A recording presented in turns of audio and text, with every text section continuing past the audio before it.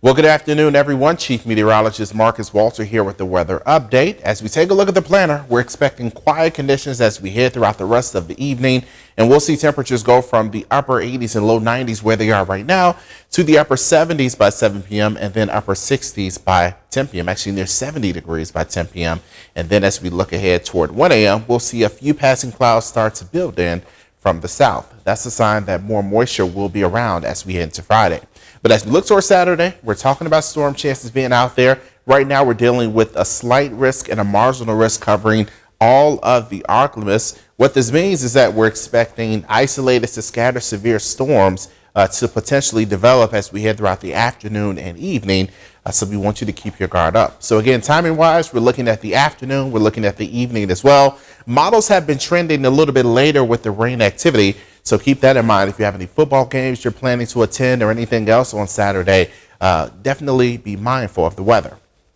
As of now, damaging wind and heavy rain will be the greatest threats, and we're talking about potentially some of those impacts from those storms being down trees and even some power outages. So we want you to keep your guard up as we head toward Saturday. And as we look at the European model, it shows moisture approaching as we head toward lunchtime on Saturday. At this point, most of the activity will still be back into Texas, but some of it will reach into southern Arkansas. And then we'll be watching for more of this activity to push in from the west. This is a look at 6 p.m. It shows wet weather impacting South Arkansas and rain showers and thunderstorms approaching the Arklamas. And then this system moves through, and by midnight, we'll be noticing the wet weather exiting.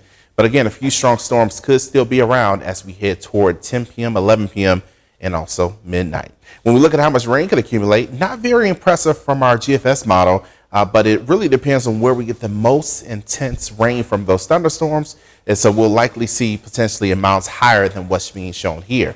And we can use the rain. The latest drought monitor shows that we have dry conditions now all across the Arklamas with a few exceptions, but generally we've been dry. I took a look at the grass today. You can tell it's been dry. It hasn't seen that much rain. And unfortunately, it's now starting to show up in our parameters of how we measure dryness at the surface. Now, what's the reason for this wet weather? We have a cold front that'll push through. It'll all be associated with this trough that'll be sweeping across our region as we head into Saturday and Sunday.